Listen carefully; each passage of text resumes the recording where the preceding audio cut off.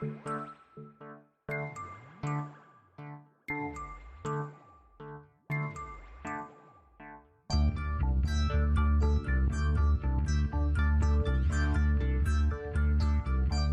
is Continuum Drag, a weekly podcast revisiting television sci-fi, fantasy, and everything in between. This week, Timecop, Episode 9. Hey, how'd you do that? Well, we're time cops. Traveling back from the year 2007 to stop someone from changing the course of history. Cool. Nice choice, Ace. It was the first thing that came to mind. This is something you guys should definitely not try at home, okay? All right? Go for a pond. You know they're going to tell every kid in their neighborhood. Which gives us about 2 minutes to find TEC headquarters. Yeah, and just enough time to place a bet on the 96 World Series. The Yanks won, you know. Those kind of ideas are going to get you into trouble, Tommy. Trouble, me? Yeah. Welcome to Continuum Drag, the podcast where every episode is just another retooled pilot. I'm Luke, here with my co-host Jordan. What's real, Jordan? Do you think this is another retooled pilot? I looked into it. It's another retooled pilot. Oh, man. Because we talked about this in the previous episode that we did, that episode 5 was a pilot that they pushed to halfway through the series. But this one, again, is sort of like they want the audience to just forget about a few things and just be like, yeah, don't worry about it. He has a partner now. Forget about everything you learned before. I mean, when you think about it in terms of that, it's just like there was the Nazi episode, which had a bunch of different characters. So obviously that was a pilot. And then this one, it's starting off, Logan's got himself a partner, which obviously by the end of the episode he will no longer have. And they constantly talk about how Hemmings has never been on a mission before. And I was like, but she has. I've seen her go on missions. And I know we're already getting into the weeds before we've even started. And they also mentioned that she's not a time cop. Yeah, that was weird too. I'm like, but she is a time. I kept saying, I'm like, she's a time cop. We've seen her be a time cop. Yeah, exactly. So I can't tell Weird. if maybe the Jack the Ripper one was like episode 2 or something. It worked so well as a pilot that I never questioned it as the pilot. Yeah. Anyways, there's a lot of questions I have about this episode. Well, before we do that, Jordan, as our listeners I'm sure remember, last week we took the escape pod, so we've jumped over all the way to the final episode of Timecop. It wasn't that big a jump, to be fair. Yes, but that means we've skipped 2 episodes. So, Jordan, I'm going to give you the titles of those missing episodes, and you can tell me what you think they're about. Okay, sure. So the first episode we skipped, episode 7, Lost Voyage. I know this is not what it's going to be, but what I would like it to be is he goes back to about the 1500s and is on an English frigate, and he has to save... I don't know. It's like a treasure hunt sort of thing, but it takes place in this naval period. You're not too far off in some ways, and actually, I think this summary is one of the more interesting ones they've had. I'm sure it was bad, but it's about a guy who goes back to 1939 to sink the SS Empress of the Americas so that he can salvage the gold that's on it back in 2007. Yeah, it's not a bad premise, but as you mentioned, guarantee will be bad. Although the bad guy in it was Patrick Fabian, who plays Howard Hamlin on Better Call Saul, who I really like. So I was like, oh, I'm sorry I missed that. Oh, well. You can always go back. And then episode 8, Jordan, DOA. This is, what do you call it? It's a bit of a, what do you call it when it's just an episode takes place in one place? A bottle episode. Sorry, my brain. It all takes place with Jack being presumed dead, and he's buried, and he's under the ground the whole time, and he's has to try to get out. But he's also he's not only buried in like a cemetery in a coffin, it's also in the past. Interesting. Because it's a time show. I think in some ways you aren't far off. I bet you this is a bottle episode, because what it is about is that a Claire from the future arrives back at Timecop headquarters from 10 hours in the future to warn Logan that he and Matuzik are about to be murdered. That doesn't sound so bad. Yeah, there's a good ticking clock. You have someone pop up and you've got a quick mystery in Timecop headquarters. But don't worry, I'm sure they whiffed on it. It's a 10 out of 10 episode, Jordan. Yeah. Can you imagine that the two we just didn't watch were amazing episodes? I mean, it could happen. I mean, It's very doubtful, but it could happen. All right. Well, Jordan, I decided to give us one more game before we wrap up Timecop. Okay, sure. Not Star Cop, Timecop. Yep. Got to keep that straight. Who would you rather be part of, Timecop, or the Timecop organization, or the Star Cop organization? I mean, I'm more interested in going to space, so Star Cops. But if I'm being honest, I feel like it's easier to be a Timecop because it's pretty slack. I mean, I don't think I'd get a lot of trouble. Yeah. For just going back to the past and messing things up, and you're like, yeah. It's very flexible. It's all pretty permeable. Yeah. The timeline's very, very forgiving, man. It's not that difficult. Yeah. Literally anyone can do it. It seems that way. Well, Jordan, I have a little game for you, and it is I'm going to give you 3 characters, and you're going to pick what you want to do with one of these 3 characters. And your options are hire as your Timecop, have a fling with in Nazi Germany. Nice. Or push them into their younger selves so that they both cease to exist. That one is really good, Luke. So there's only 2 categories for you. The first category is side characters. And this is, of course, Eugene Matuzik, the chief, Claire Hemmings, our side Timecop, who is also, I guess, tech and something else. And, of course, Dr. Dale Easter, the historian on staff. Okay, so who's the first one again? Eugene Matuzik. Oh, right. Okay. The historian, I'm going to push into a younger version of himself. Great choice. Is Matuzik, and who's the other one? Claire Hemmings. Claire. I guess I'll go have an affair with Claire in 1939. Really? So you want to spend the rest of your life with Matuzik?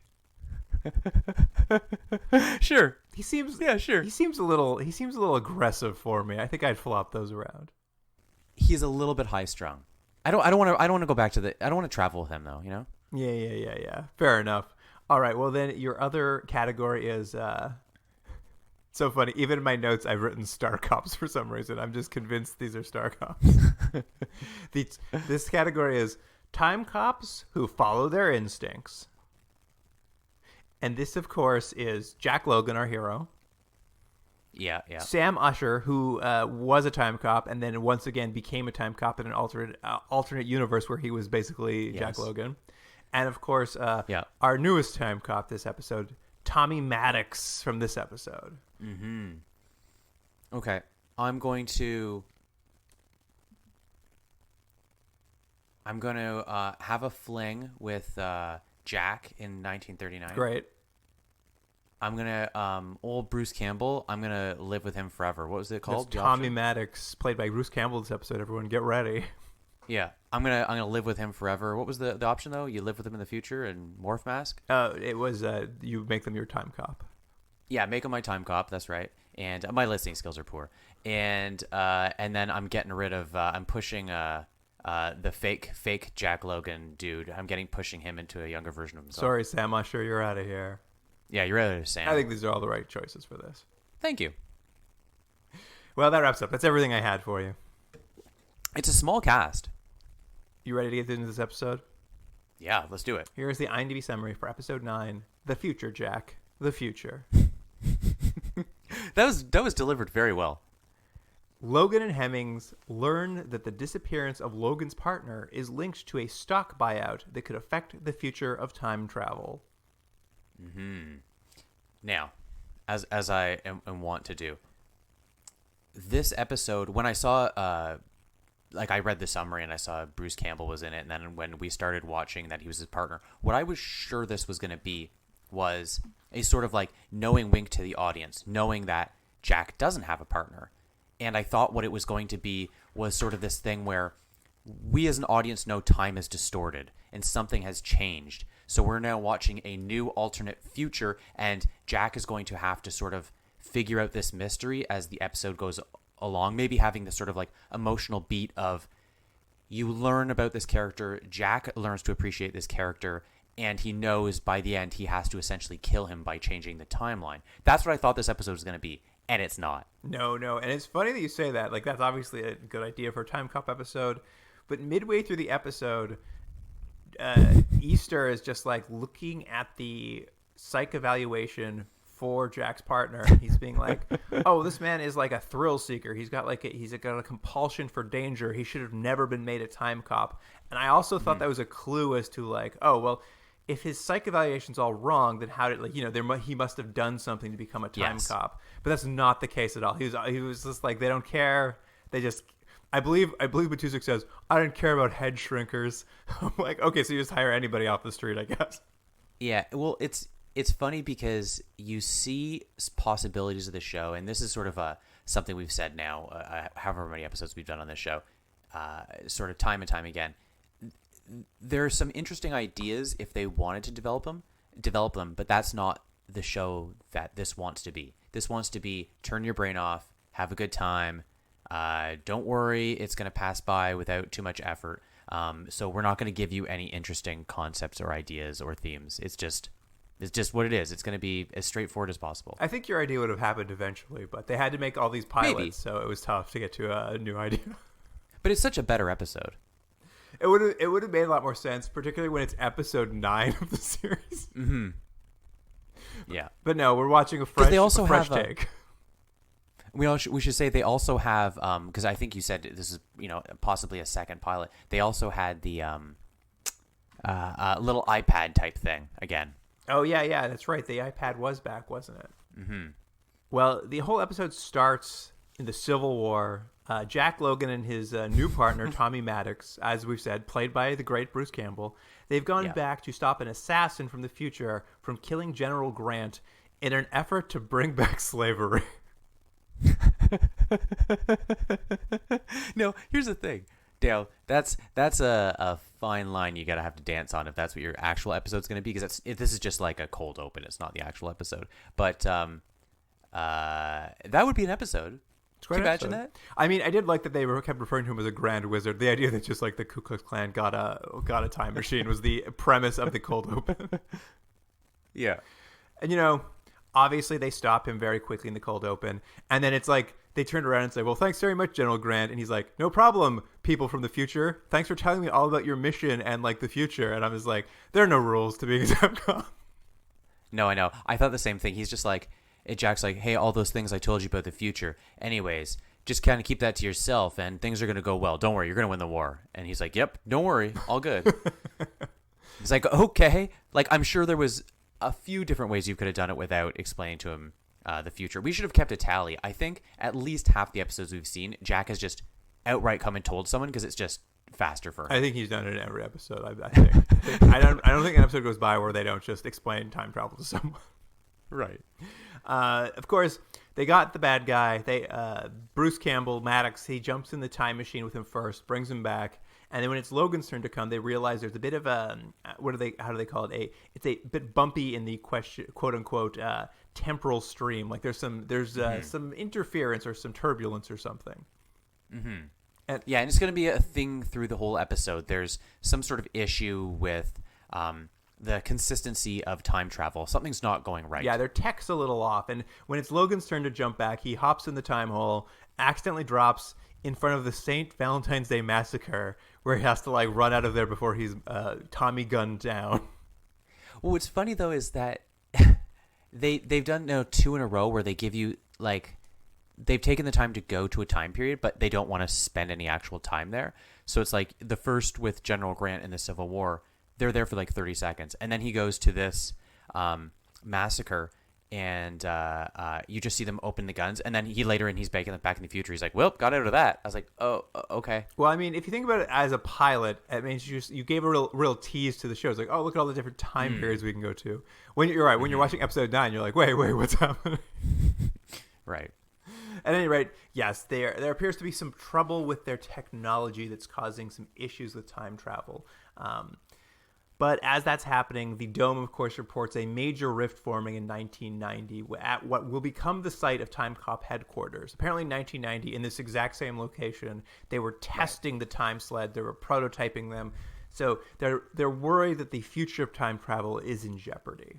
Yeah, and I think they said 1990 they start kind of testing it. And I think they said, correct me, Luke, I think 2001 is the first time they actually were able to achieve time travel. So based on this world, they'd be doing it for 6 years. Yeah, I think they mastered it around 2001. Yes, I think that's the kind of idea. And of course, this is where we find out that Hemmings is the head of science and technology, has never traveled back in time, and she very much objects to sending Jack and Maddox back because she's like, all our stuff is messed up. And Matuszak he's always been a little aggressive on the show, but in this particular reboot of the pilot, he's very aggressive. He's just like, shut up! I'm in charge of Timecop. We're sending them back. It's funny, the changes that they make to characters as a series goes on, and usually it's something where, like, you know, you watch a first season of a TV show and you're like, oh yeah, look how they didn't know how to develop that character yet. But this one's so funny because it's so compressed. So in like 9 episodes, you just have characters sort of not acting wildly different, but noticeably different. Yeah, I mean, Matuszak is at everybody's neck in this episode. Yeah. Also, I should say that what's Hemmings' official title? I don't know if they said it exactly. He just said she was in charge of science and technology. Right. And that made me laugh because later on, they're going to actually send her back in the past, and they make a big deal that's the first time she's ever gone, which, again, is not what we've seen. But what it seems like she's just there to do is use computers. I mean, I think very early on she was going to be their tech expert, and they abandoned that pretty quickly.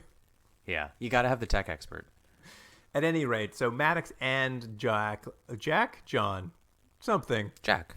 Jack Logan. Maddox and Jack jump back to 1990, and one of the best landings ever. They land in the middle of a children's football game, and as Jack exits his time hole, he actually intercepts the football that's being thrown at that exact moment. Yeah, but I don't know why he did that.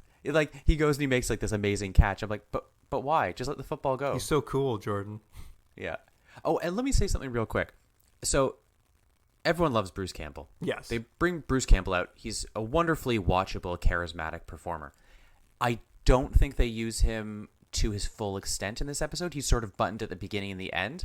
And I think it's a bummer because he's just so watchable, and he's more watchable than the rest of the cast. However, in the scenes he's in, it made me actually think a little bit of the Star Wars prequels. And one thing that I thought did not work at all was how little charisma there was between Ewan McGregor and Hayden Christensen. And there was always like a throwaway line of like, hey, remember that amazing adventure we had together? There you know, viewers, we're friends. Even though they never did anything that ever showed them to be friends, I actually did get a sense in this that these two characters could have had a back history.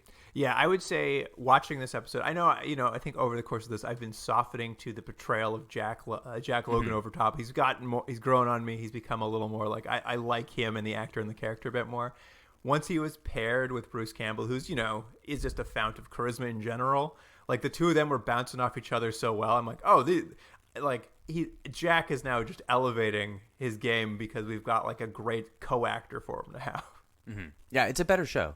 But then they have to get rid of Bruce Campbell's character right away, and you're like, oh, well, we're back to Timecop. It's true. He does disappear for the most of the middle of the episode, and I also noted as I was watching, I'm like, I wish Bruce Campbell would come back. Yeah. But yes, they arrive in 1990, interrupt this kid's football game. My favorite part is they land, and like Bruce Campbell just stands up and explains Timecops to the kids, and then they walk away. Yeah, and he's like, why would you done that? And he's like, that's the first thing I thought of. And I was like, well, I can see why these two are partners. I know, they're perfect for each other. Yeah. They head down to the Timecop headquarters in the past, which is, as we've said, just a research facility. Although it looks exactly like Timecop headquarters in the present, so it's very funny. Yeah, it looks exactly like in the present, and it also looks like that guy's underground railroad version of it. Yeah. In a previous episode. You can only redress it so much. Exactly. And it's basically abandoned. It's very funny. They'll cut back to 2007, and like they'll cut to someone doing research, and they'll be like, "Oh, this is interesting. Turns out in 1990 there was a Senate hearings, and so actually no one was doing any actual time travel work, so it's completely empty." I'm just like, A, why do I need to know this? And B, why don't you guys do any research before you send people back in time? You've got all the time in the world. It's funny because that you mentioned that because I think it's Jack who mentions at one point when he comes back, he's like, why didn't you guys give me any of this information? And they're just like, bleh. I know. I think he comes back and he yells at them for it, and they're just like, oh, I don't know. I'm like, it's such a... That's why I want to work at Timecops, I think. It's just like... you know what? You're right. I could work there too. They'd be like, did you get your research done? I'm like, nah, it's flirting. Didn't have time. Sorry. Oh, man. But yeah, since it's abandoned, they kind of wander around. They find an old test time sled that's sitting there, which it looks quite different than the current time sleds they have. Yeah, and they sort of it's more like like an ergonomic gaming chair. And they kind of mention how in the past when they were testing it, because it fires at a cement wall, but it's supposed to go through a little time hole before it hits the wall. That they've killed a few people and a few monkeys during trial. I know they did that. They just threw that line in like no big deal. Like, yeah, we killed some monkeys. At any rate, Maddox likes it so much he decides to have a seat in it, and for some reason, a gravitational force connects him so he can't get out of the chair. Yeah, I mean, they sort of needed something to explain why he doesn't hop out of the chair. I was like, sure, why not? So whatever there's some sort of force that keeps you in. I thought it was okay because it's different than what we will see in the future in 2007, which is the little car thing. Yeah, I assume it was a precursor to that. So they were like, maybe this didn't work, so we're actually just going to make a whatever little vehicle instead of suctioning cupping the person to the chair. I thought it was very funny because at first I was like, oh, is he pretending not to be able to get out? But then Jack's like, no, I felt the gravitational force. He was truly stuck to it.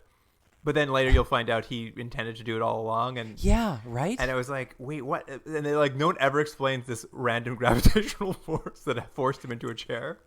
We've said it before, but this show is very weird that they'll point out plot holes to you instead of just like, one, the better thing, which is fixing it, or just not mentioning it at all. They seem to want to tell the audience, just like, plot hole, anyway. But yes, as soon as he gets into it, the whole system powers up, and he's shot down the ramp into a time hole.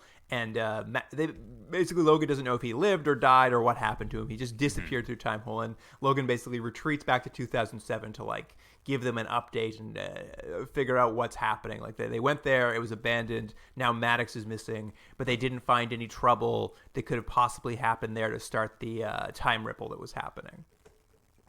Right. And when they get back, Hemmings has actually been looking at the technology to figure out what's wrong with it, pinpoint the temporal turbulence, if you will. And she's noticed the microprocessors in their time controller watches appear to be faulty.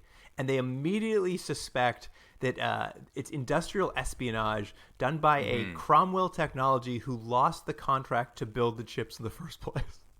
Right. And I should mention that there is a point somewhere on this conversation or just before where Hemmings keeps going like, give me your watch, I got to test and stuff. And she's like, it's either there's something wrong with the watch, she's like, or human error. And then Jack gets really irritated about it. And I hate to say that I'm on Jack's side because I want to be like, what could he have possibly done?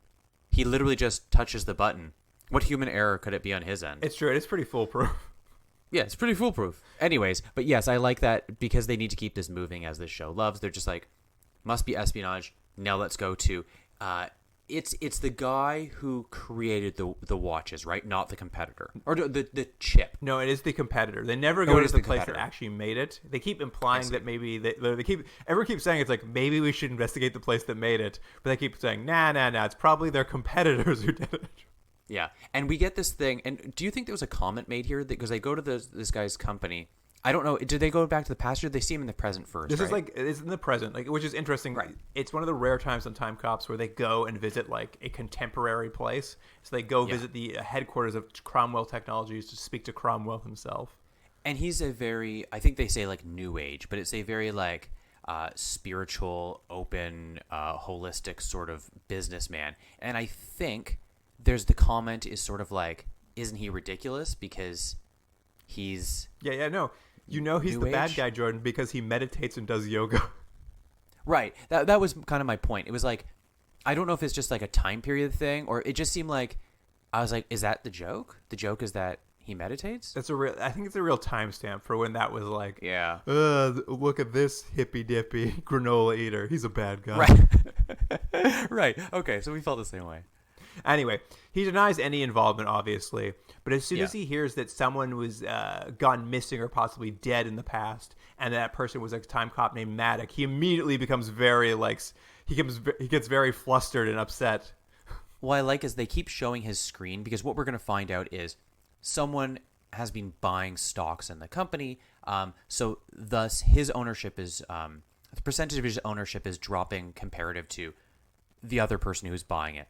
But when they keep going back to the screen that he's looking at, it doesn't quite make sense because it's like a stock chart or something. And I was like, I don't understand. Is the value of your company changing right now? Like, what are you screaming about? It's not like it doesn't. Anyways, the graphics don't make sense to the reaction he's having. Well, I can tell you, because after basically they talk to him, he denies everything. They go back to Timecop headquarters, and as you're saying, what they find is a new ripple that in 1990 someone has opened a $10 million brokerage account somewhere in Washington D.C. and something's gone wrong. And it's at this point, you're right, that back at old Cromwell's office, he's looking at his computer screen, and what you didn't catch is like he's looking at basically his stocks, and yes, the whole screen like shimmies a little bit, and his company's changed its name from Cromwell Technologies to HR Maddox Tech.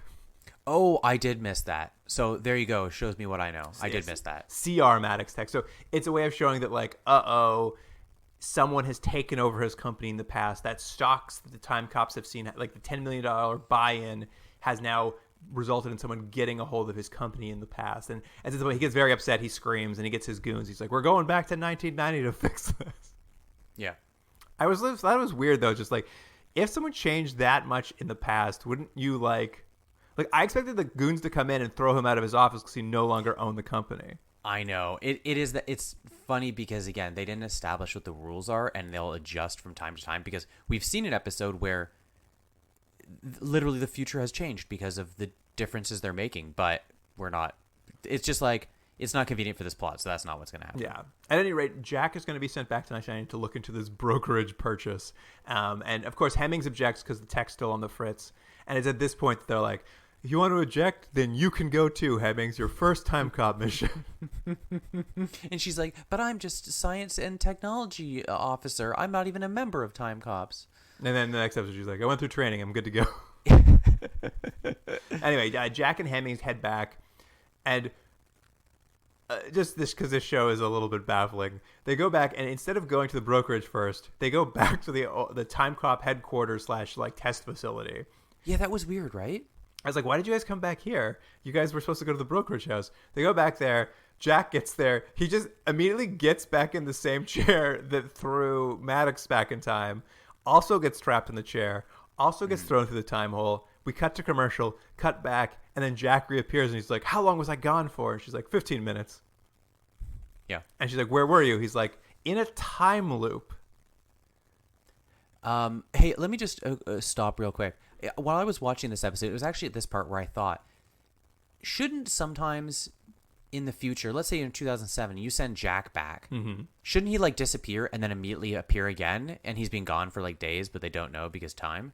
Essentially, I think that's what should happen. I wonder, though, if the technology, what it does is it tries to make it synchronous, so he doesn't so the time he's gone for, he's actually gone for. But like, right. In practice, why would you have to do that? I'm not sure. Exactly. Okay. Sorry.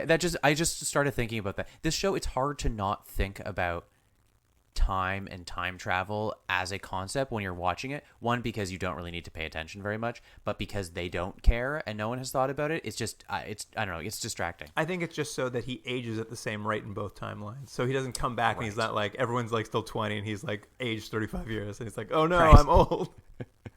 Right. But yes, he gets sent through. It's just I don't quite know how it works, but he says it was a time loop I was stuck in. And then he pops out 15 minutes later. The implication being that it was programmed this way so that when Maddox entered, he would come back 15 minutes later, basically. It would seem like he disappeared, but he was actually just returning 15 minutes later, which I guess Jack waited around exactly less than 15 minutes after Maddox disappeared before he left. Yeah. He didn't like poke around and see if he could find anything in the panels to give an answer as to where he sent him. He was just like, well, he's gone. I guess I'll go back home. I better go. It's at this point then they finally do go to this brokerage house. When they did, it's like, why did you wait so long? I don't know. They talk to some guy. There's a whole like comedy bit here, which isn't very good, but like, yeah. Talk to some dude. They find out that the $10 million was put into the brokerage house to essentially buy stock in Cromwell Tech, which was a new company that had just started putting its stock on the market. And like, I believe this broker says it's like, it'll be the new Microsoft. Mm-hmm.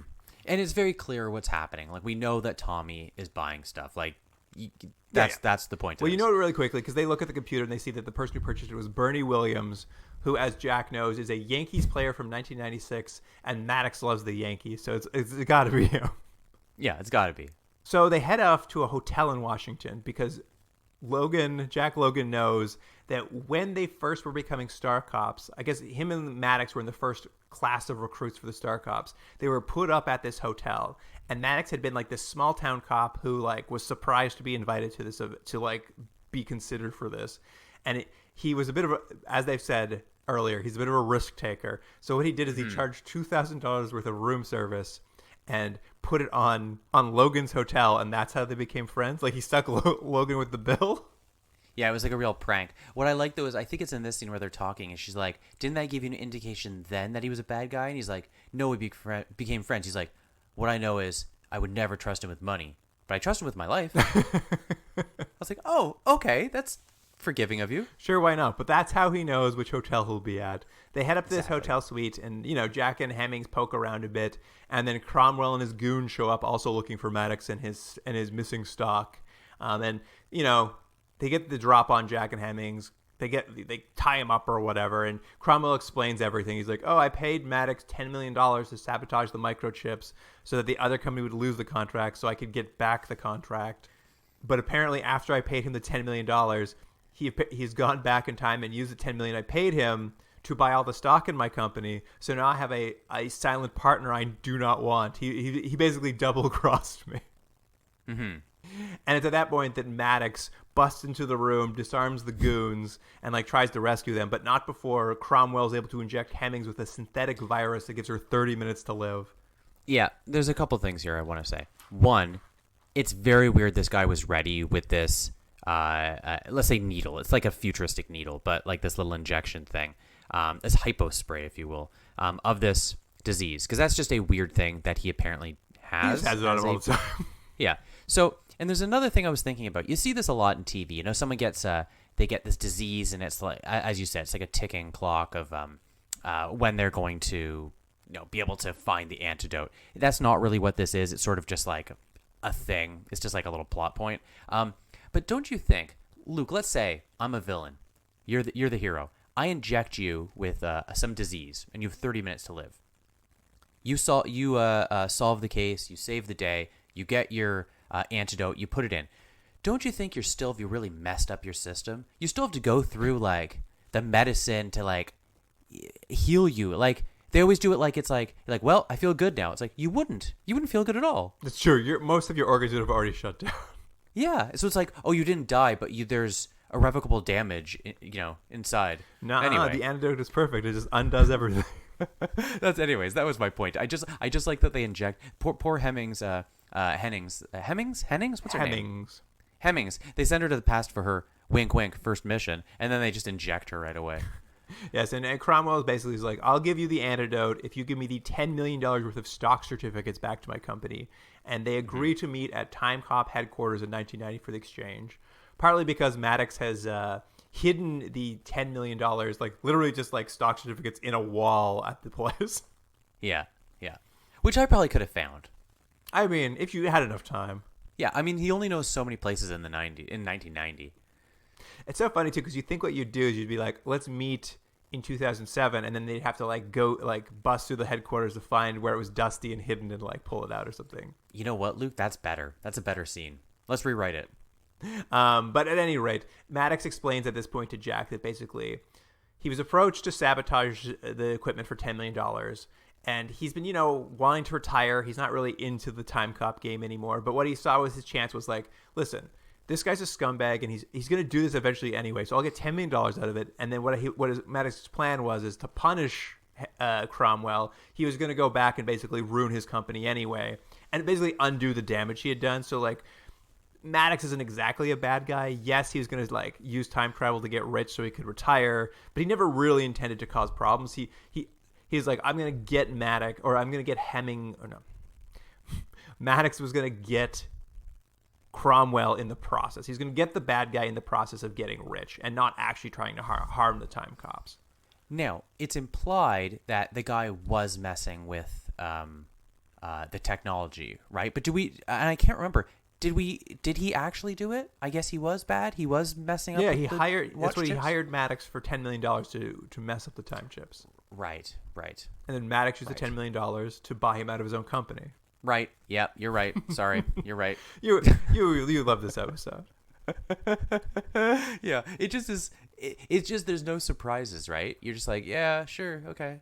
But they go back. They're gonna do the exchange, but before they hand off the stock certificates, they very aggressively pour like a liquid on top of the stock certificates, and you're like, well, that's gonna make them explode, right? And sure enough, well, yeah, I was hoping it was something more like a more futuristic thing, like all of the type becomes code, or it all disappears, or something other than what it is, which is like essentially just put lighter fluid on it. Yeah, remote control lighter fluid though. Yeah, that's right. That is better. Because they basically hand off the $10 million in stock certificates. Hemmings gets the antidote, and as soon as they do that, they push a button, and like all the stocks just explode into flames. Mm-hmm. And at which point, they arrest the goons, and somehow Cromwell like escapes from the scene, and like they're like, "We did it! We saved the day." I got a question though. I don't know much about paper stocks or putting money into stocks. I'm assuming there's some sort of backup if something happens to the physical copies.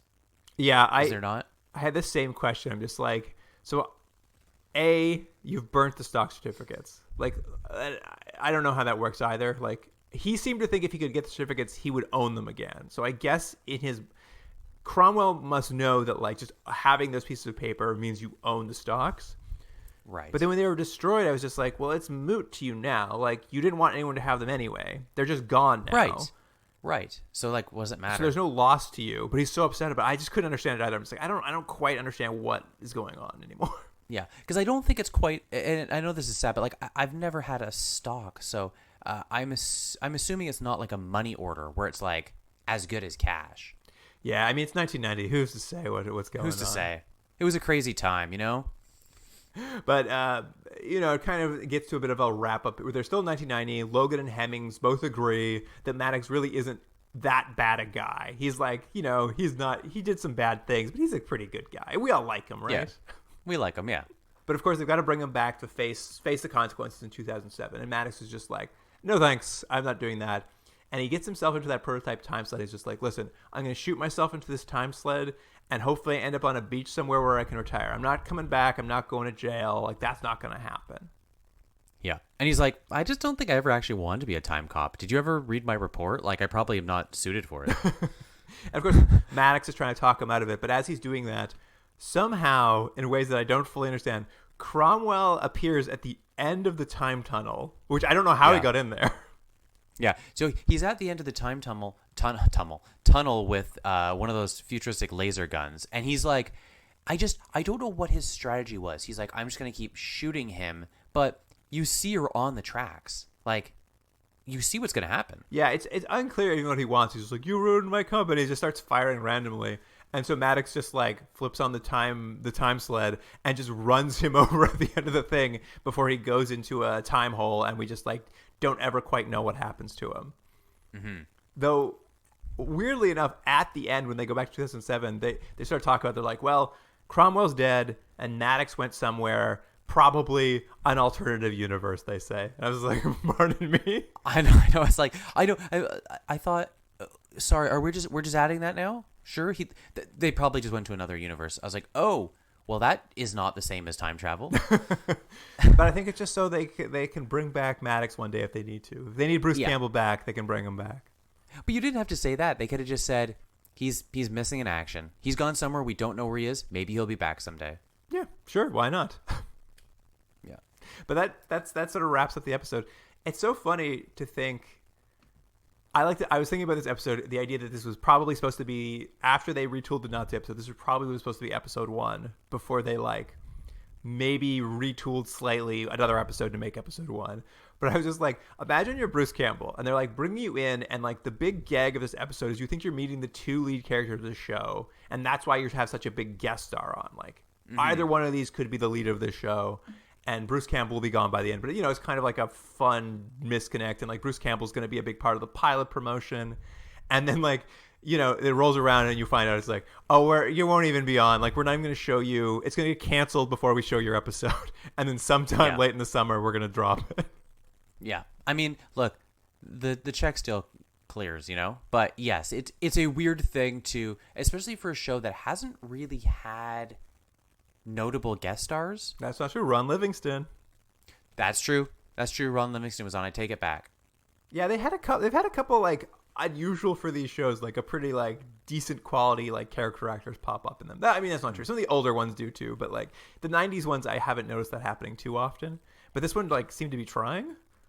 By the way, I also forgot about that because this show is one of the most forgettable shows we've ever watched. That I will never remember any of these in a month. They'll be gone forever. It just slips right from your mind. Yeah, that's it. There's not. You'll be like, remember we saw that show and Bruce Campbell's on it? And I'm gonna say, nope. I can tell you anything. I'll tell you like Ernest Borgnine co-starred in one of these episodes, and you'll be like, "What? Did he? Okay." Yeah, sure. That was a good one. Well, Jordan, should we rate the final episode of Timecop? The final episode, yeah. You know what? It's not a bad episode. Not at all. It could have been a lot better, but it could have been. We've seen much worse episodes than this. So I'll tell you, for my money, I think this is one of the better episodes. It's still not a very good one. I'm gonna give it like a 5.5. You know what? I'm exactly with you. I'm going 5.5 as well. Bruce Campbell, great addition. There was some fun to be had. It doesn't make any sense as you watch it, but this one is one of the better ones for sure. Yeah, which I know is not saying much because we're both giving it a 5.5, but For Timecop, that's great. That's so good for Timecop. Yeah, exactly. All right, Jordan, should I type this into the computer and get the final rating for Timecop? Yeah.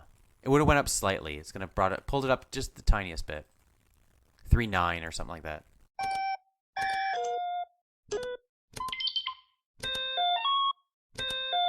All right, Jordan. Final rating for this series, Timecop, according to Continuum Drag. Yep. 3.75. Yeah, that's right. That's correct. That's the right number. That is correct. Yeah. We did it. We watched Timecop. We did it, Jordan. We watched most of Timecop. In the meantime, everyone, now that we're done with this, you can email us continuumdrag@gmail.com if you have anything to let us know about. And ask us time questions.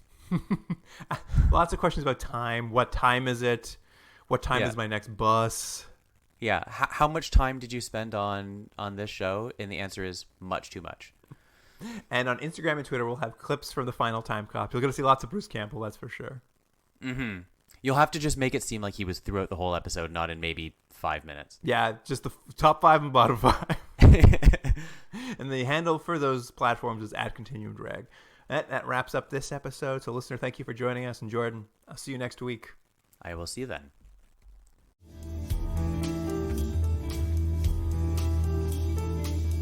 Continuum Drag is recorded in Toronto, Ontario. Theme music by James Rex Seidler. Produced by Jordan Dullock and Luke Black. Special thanks to Aaron Hughes.